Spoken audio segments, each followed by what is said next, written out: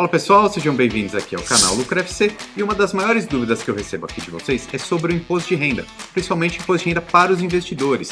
Tem que declarar? Tem que pagar? Como que funciona isso daí? Então, hoje eu vou trazer todas essas dúvidas respondidas aqui para vocês e, mais importante, a gente precisa mudar um pouco essa ideia de que pagar imposto é ruim, porque eu vejo que muitas pessoas me perguntam isso meio que querendo fugir do pagamento do imposto, querendo não declarar porque acha complexo, mas olha só pessoal, pagar imposto de renda é ótimo, é sensacional. Por quê? Quer dizer que você está colocando dinheiro no seu bolso. Só paga imposto de renda quem lucra. E você, como investidor, quer lucrar. Então nesse vídeo aqui hoje você vai saber exatamente como que você faz para embolsar esse dinheiro, para você ter esse lucro e ficar tranquilo com o fisco ali, com a Receita Federal, beleza? Tanto os investimentos de renda fixa quanto os investimentos de renda variável. Eu trouxe esse guia aqui para vocês hoje para não sobrar nenhuma dúvida, beleza?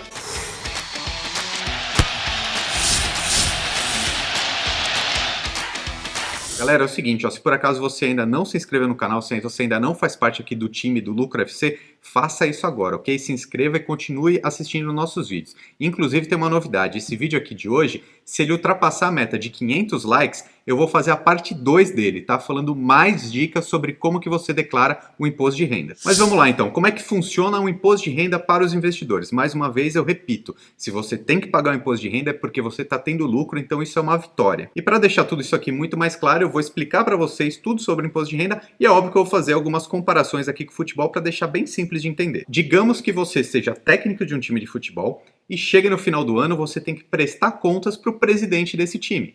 Então você, como técnico, seria o investidor e o presidente do time seria a Receita Federal. E o que ele quer saber? Ele quer saber como foi o seu desempenho no ano, né? E a Receita Federal também quer saber. Então o que ela quer? Saber tudo o que você possuiu até dia 31 de dezembro do ano passado e tudo aquilo o que você lucrou. Então ela quer saber tudo o que você tem e tudo o que você ganhou no último ano. No caso do time de futebol, seu presidente ele vai querer saber quais são os jogadores que fazem parte do seu elenco e também quais foram os resultados do último ano. E a Receita Federal, ela quer saber quais foram os seus ganhos em reais e quais são os ativos, quais são os títulos que você possui, os tipos de investimento. Então vamos lá, os jogadores são todos os investimentos que você tem. Então na declaração do imposto de renda você tem que falar quais são os jogadores, ou seja, quais são as aplicações que você tem. Então você tem que falar todas as aplicações que você tem até o final do ano anterior. Simples assim, é só você falar os caras que jogam no seu time. E essa é a parte mais fácil. Agora a segunda parte é você falar quais foram os resultados de todos os jogos durante o ano. Ou seja, o desempenho de todas as aplicações que você fez e vendeu. E aqui começa a ter uma divisãozinha, tá? Porque alguns tipos de investimentos você tem que pagar imposto de renda e outros tipos de investimento você só tem que declarar, ou seja, informar a Receita. Então eu vou começar aqui pelos mais simples, né? Que são os que você não precisa pagar nada, tá? Por exemplo, LCIs e LCAs são investimentos isentos de imposto de renda. Então, quando você chegar na declaração lá, você só precisa falar que possui esses títulos, mas você não vai ter que pagar nada por isso. Então, eles são rendimentos isentos. Então, esse jogo aqui é muito fácil de declarar, né? É como se fosse um 0 a 0. Então, esses tipos de investimento que não tem incisão nenhuma de imposto de renda. Agora, o outro tipo de declaração que você tem que fazer são os rendimentos com tributação exclusiva, tá? Então, o anterior aqui eram rendimentos isentos. Esse outro aqui são rendimentos com tributação exclusiva. Quer dizer o quê? Que você tem que declarar esse imposto, ele tem a incisão de imposto de renda, ou seja, tem um pagamento ali, mas ele é feito automático. Então você não precisa se preocupar nada, você só precisa informar, porque quando você faz o resgate desse título, ele já teve o pagamento do imposto ali automático. Um exemplo desse tipo de investimento é o Tesouro Direto, tá? Porque quando você compra, vende, você faz o resgate do título, você já fica com a rentabilidade líquida porque o imposto já é retido ali na fonte. Então esse daí também é bem simples, porque lá na declaração você só precisa informar que você teve essa aplicação aí, mas o pagamento já é feito automaticamente.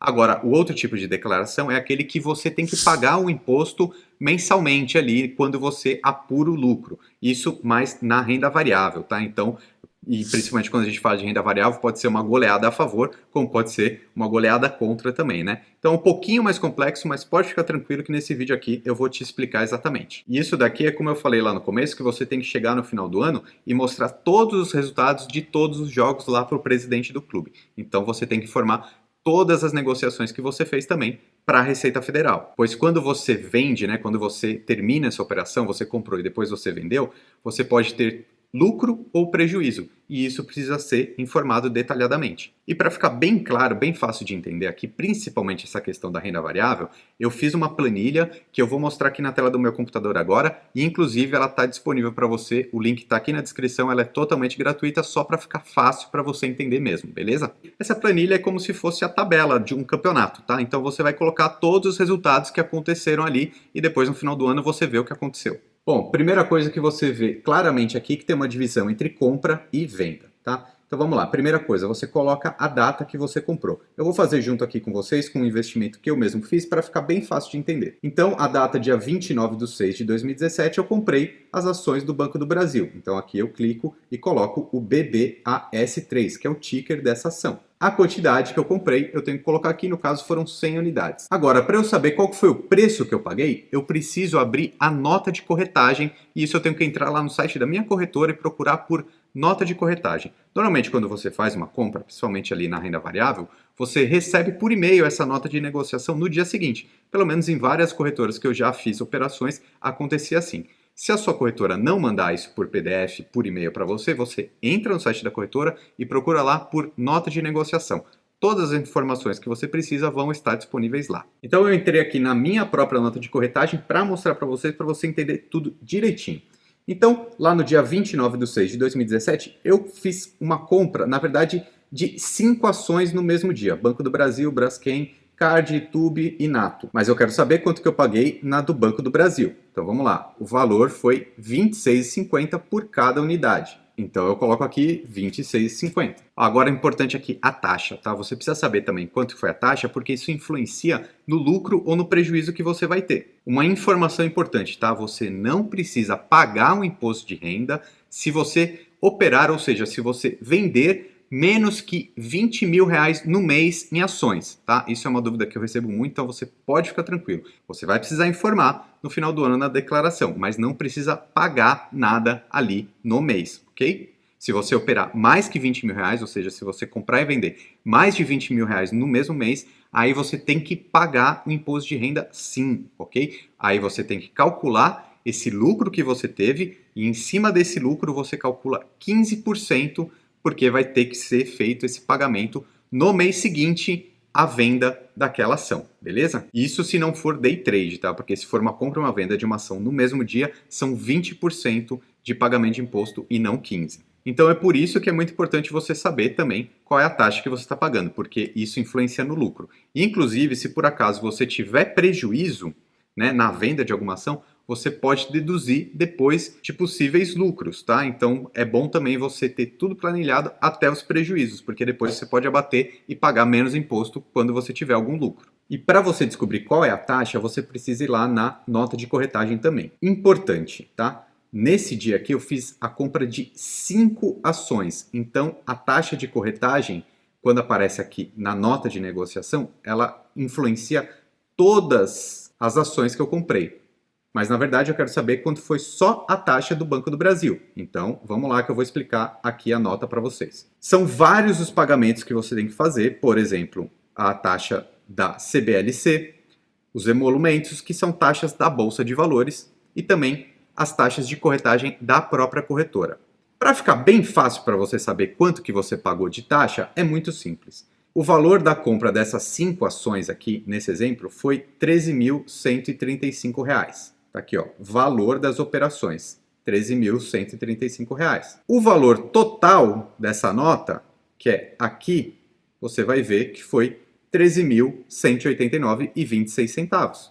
Então é muito simples, é só diminuir esse valor desse. Portanto, R$ 13.189,26 menos R$ 13.135 é igual a R$ 54,26.